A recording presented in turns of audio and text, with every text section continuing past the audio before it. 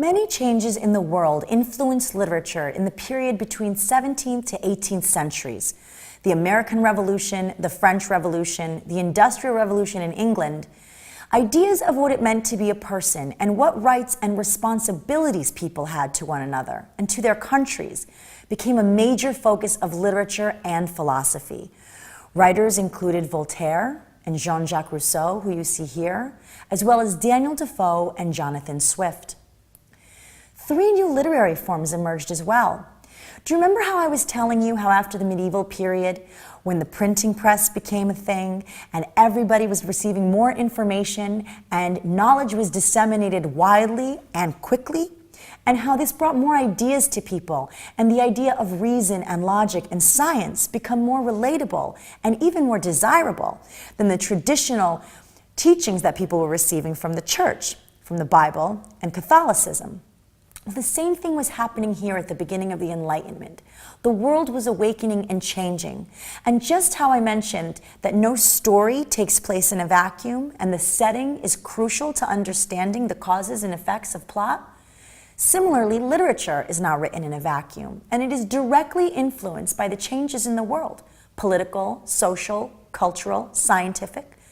And so, in this opening era of so many new ideas, even new genres emerged. For example, Gothic genre emerged. What's Gothic? Gothic is a combination of romantic elements with horror and terror. So Gothic novels will have a traditional story of love, but there will be some strange fear or suspicion or danger, or supernatural entities that exchange horror and terror with the characters. Melodrama was also invented. To counteract the very strong dramatic tones of Shakespeare, melodrama pulled back a little bit more. And instead of having all of these very dramatic suicides and everything, people pulled back to narrative and started looking more at character-driven drama. The London Merchant, a play by George Lilo, is a good example of that. Another genre that emerged is science fiction. Science fiction for its time, at least. Voltaire's Micromegas was an example of that. Here's a book cover of the Castle of Otranto, the Gothic story that I was mentioning before. Other examples from the Enlightenment era are Robinson Crusoe and Moll Flanders by Daniel Defoe, Gulliver's Travels, which I will give you an excerpt of soon, and A Modest Proposal were both written by Jonathan Swift.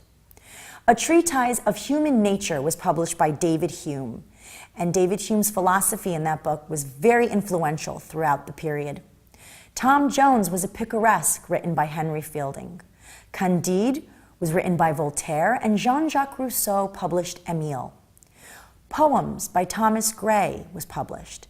Alexander Pope came out with an essay on criticism, which was highly influential to literary critics at the time.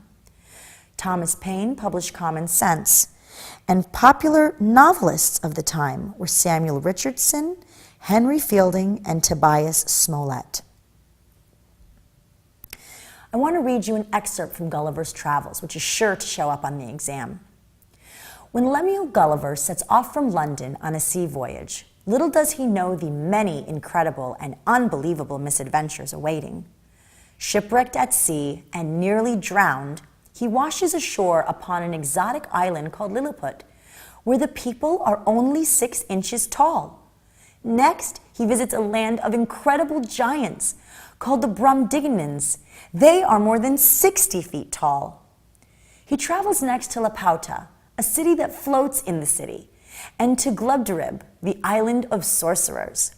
His final voyage brings him into contact with the Yahoos, a brutish race of subhumans, and an intelligent and virtuous race of horses, the Houyhnhnms.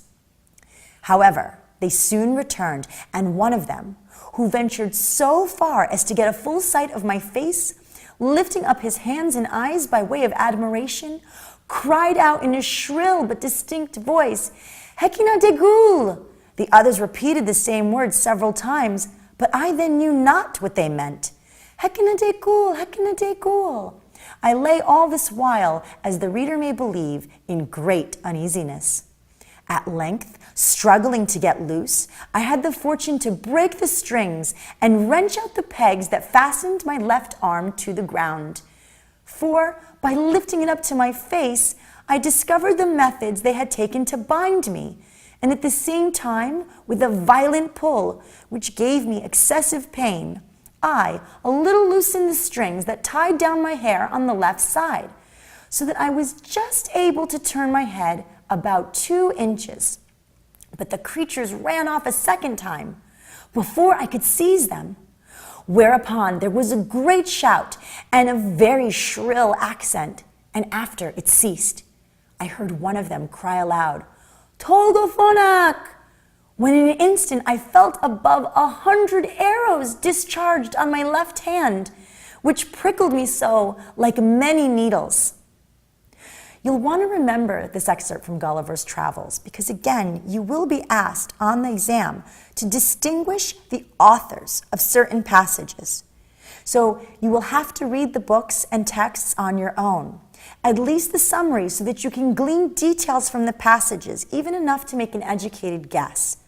But the more that you read, the more that you take the time to do the readings on your own in addition to these lectures, the more confident you will be in distinguishing authors, even distinguishing between texts of different periods. This will come through study and practice, and use the questions at the end of each unit to test your knowledge.